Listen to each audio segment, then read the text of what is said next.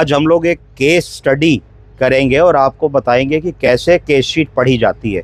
अगर कोई मरीज़ हमारे पास दूसरे हॉस्पिटल से आ रहा है बहुत मोटी फाइल लेके, जिसमें तरह तरह के अस्पतालों के पन्ने लगे हुए हैं, तो इनका क्या मतलब है, इनको कैसे एक पन्ने पे लिख करके कंक्लूड करेंगे हम लोग। अगर एक 80 साल का व्यक्ति आया है और 20 साल से बीमार है, तो 20 साल में उसने कई डॉक्टरों को दिखाया है, बहुत सारी मोटी फाइल लेके आया है, उसने कई बार ईसीजी कराया, कई बार इको कराया, कई बार हार्ट की जांच कराई, लिवर किडनी की जांच कराई।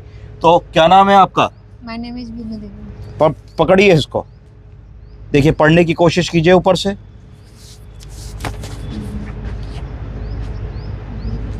पढ़िए, क्या नाम लिखा है? हाँ, मिस्टर चंद्रमोहन। जोर से बोलिए। मिस्टर चंद्रमोहन। ठीक है, ये लिखा आपने। उम्र पढ़िए। 78। 78 वर्ष। Yes sir. अब देखिए क्या बीमारियां लिखी हैं।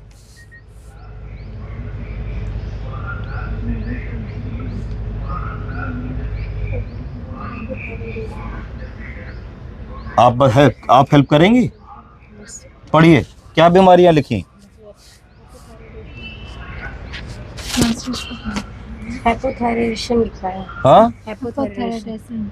हाइपोथायराइडेशन कि हाइपोथायराइडिज्म? हाइपोथायराइडिज्म। और पढ़िए आगे।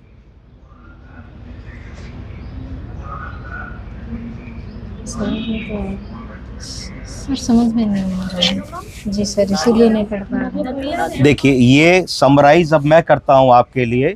एक वृद्ध व्यक्ति जिनका ये नाम है, 78 वर्ष के हैं, पुरुष हैं, इनको क्या क्या बीमारियां हैं? इनको डायबिटीज मेलाइटस की बीमारी है 20 साल से, तो लिख लिया type 2 DM × 20 years.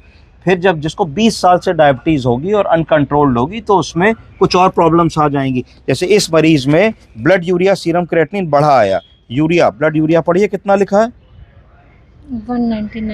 199.72 blood urea लिखा है। नॉर्मल कितना होता है ब्लड यूरिया?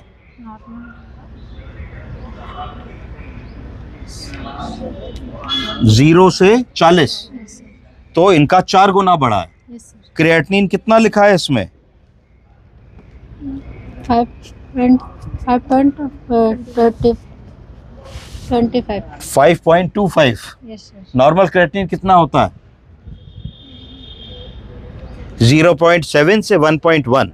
तो इसमें क्या मोटी बात समझ में आई कि एक मरीज में किडनी की बीमारी है, 20 साल की डायबिटीज़ है, तो इनको CKD क्रोनिक किडनी डिजीज़ या DKD डायबिटिक किडनी डिजीज़ की प्रॉब्लम है, जिसकी वजह से यूरिया क्रिएटिनिन 5 गुना बढ़ गया है।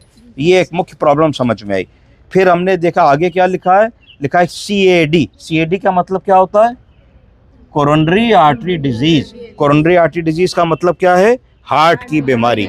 जो रक्त कोशिकाएं हार्ट को खून ले जा रही हैं, उनमें धीरे धीरे ब्लॉकेज होने लगता है और वो रक्त कोशिकाएं सख्त हो जाती हैं। सख्त होने के कारण उनकी जो वेस्कुलैरिटी है वो कम हो जाती है, लचक कम हो जाती है और उनके अंदर प्लाक्स जमने लगते हैं। तो प्लाक्स जमने की वजह से उनका रास्ता नैरो हो जाता है, उसको CAD कह देते हैं।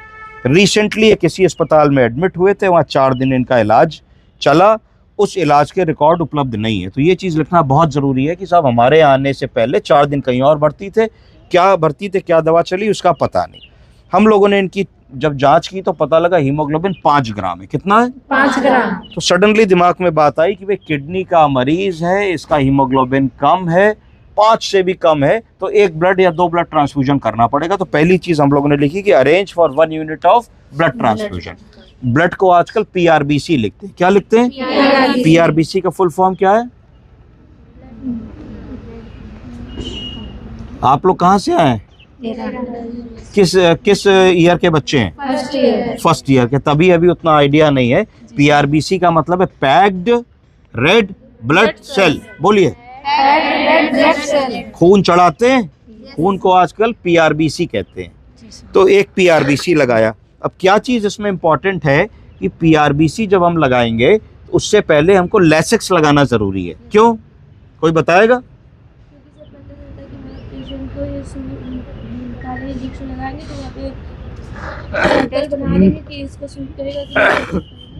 आप सेंसिटिविटी की बात कर रही हैं। मैं एंटीबायोटिक सेंसिटिविटी की बात नहीं कर रहा हूँ, मैं ये कह रहा हूँ कि जब हम अपने मरीज को ब्लड लगाएंगे और वो किडनी का मरीज है तो लेसिक्स इंजेक्शन क्यों लगाएंगे, कोई जानता है? यूरिन के लिए। क्यों यूरिन के लिए क्यों लगाएंगे?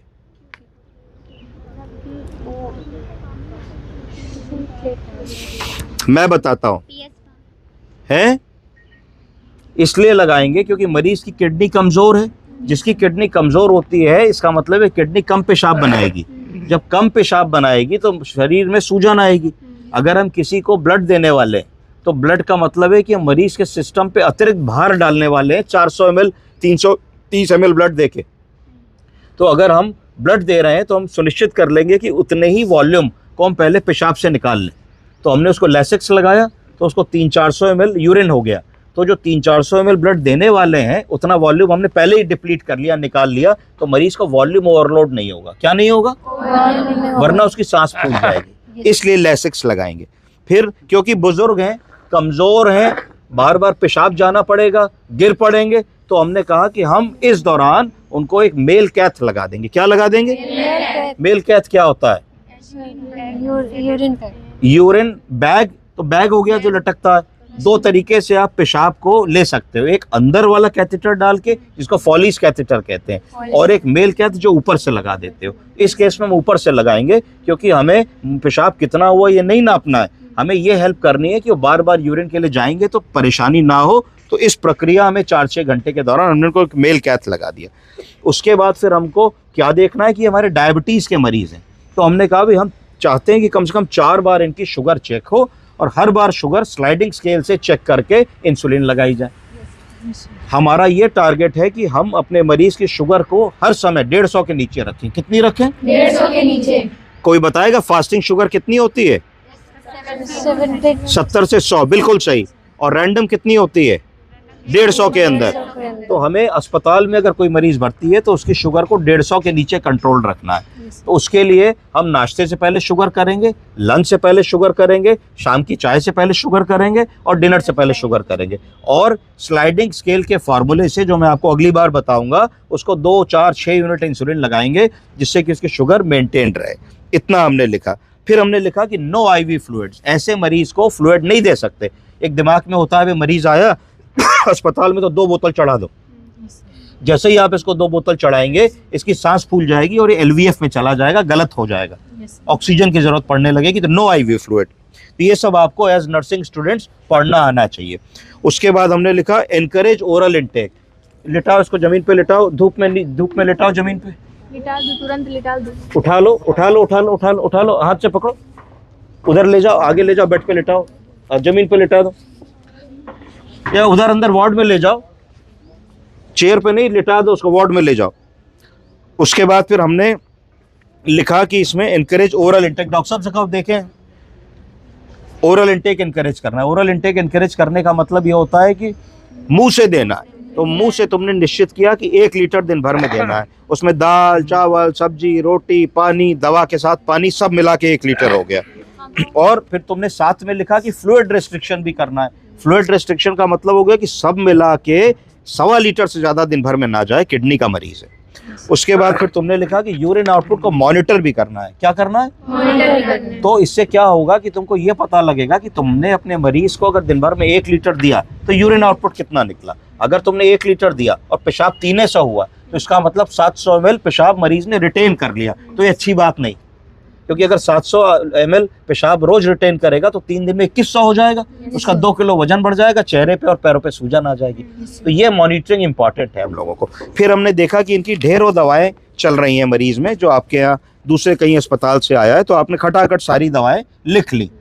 क्यों लिख ली? क्योंकि कोई दवा किसी की ना एकदम से बंद कर सकते हैं, क्योंकि कई सालों से चल रही है, तो हमको समझना होगा। समझने के लिए उसको रिकंसाइल करना है। तो इसमें दवाएं जैसे मैंने लिखी, कोई पढ़ना चाहेगा? कौन तेज है आप में से? पढ़िए। डाइटोर 10 mg टैबलेट, हाँ 2 टाइम चल रही है। हाँ। टैबलेट यूरिमैक्स, हाँ। और सिलिडिपिन। तो डाइटोर सूजन की दवा, यूरिमैक्स प्रोस्टेट की दवा, सिलिडिपिन किस चीज की दवा है? ब्लड प्रेशर की। नाइट्रोकॉन्टिन किस चीज की दवा है? हार्ट की। सॉर्बिट्रेट जैसी दवा होती है, बट थायरोनॉम थायराइड की दवा है। आर्कामीन बीपी की दवा है।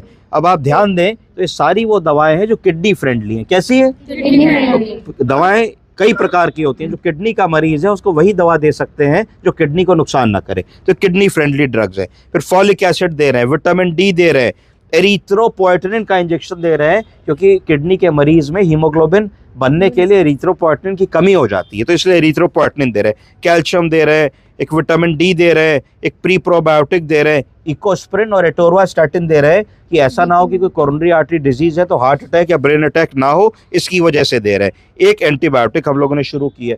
फिर क्या लिखा है कि व्हील चेयर मोबिलाइजेशन करें, ऐसे तो चल नहीं सकते, तो उनको धीरे धीरे व्हील चेयर पे हम लोग मोबिलाइज करें।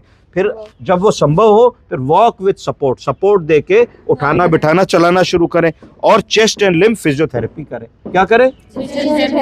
इतनी चीजें कम से कम आपको आनी चाहिए। इस तरीके से रिकंसाइल करना और उसको पढ़ना। समझ गए आप लोग? कुछ पूछना चाहेंगे?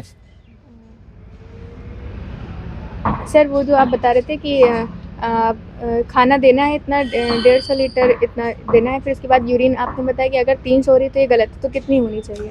देखो, मैंने बताया किडनी का मरीज है, किडनी के मरीज में क्या प्रॉब्लम हो गई, आपको मैं 4 लीटर पानी पिला दूं, क्या होगा? आपको 3-4 लीटर पेशाब हो जाएगी। आसान है। इनको अगर मैं 4 लीटर पानी पिलाऊंगा तो इनकी किडनी की क्षमता फिक्स हो गई है कि ये दिन भर में 300 ml पेशाब बना पाएंगे। क्या समझे आप? अपर लिमिट फिक्स है, समझ रहे हैं? इससे ज्यादा बना ही नहीं पाएंगे, क्योंकि किडनी कमजोर हो गई है। किडनी का EGFR कार्य क्षमता 20%, 10% रह गई है। तो अगर आप इनको अतिरिक्त पानी पिलाओगे 2 लीटर, तो बना 300 पाएंगे, तो रोज 1.5 लीटर शरीर में भरने लगेगा ना, तो 3-4 दिन में 5 लीटर भर जाएगा। नहीं भरना चाहिए ना। इसलिए ये देखना है कि आपको कितना पानी देना है 12 घंटे में, 24 घंटे में, और कितना आउटपुट हो रहा है। तो आप संतुष्ट हो गए, भाई मैंने 1 लीटर पिलाया और लगभग 1 लीटर निकल गया, तो मेरा मरीज यू वॉलेमिक है। यू वॉलेमिक का मतलब है ना वजन बढ़ा ना वजन घटा, ये चाहिए है ना। तो यू वॉलेमिक कैसे निकाला? तुम्हें पता है कि दिन में 700 ml बना पाएंगे, तो तुमने इनको 800 ml पानी दिया दिन भर में। जब 800 दिया तो 700 तो निकाल दिया, 100 ml पसीने से, पॉटी से, इससे उससे निकल गया, तो यू वॉलेमिक रहे मरीज। ये तरीका होता है। और बीच बीच में 15 दिन में ब्लड यूरिया, सीरम क्रिएटिनिन की जांच करा के देख सकते हो। हर रोज मरीज का वजन करके देख सकते हो। अगर वजन नॉर्मल है, आधा किलो 1 किलो का वेरिएशन है, तो कोई चिंता की बात नहीं। एकदम से 2 किलो बढ़ गया 2 दिन में, तो चिंता की बात है। समझ गए? Yes sir. Thank you. Thank you sir.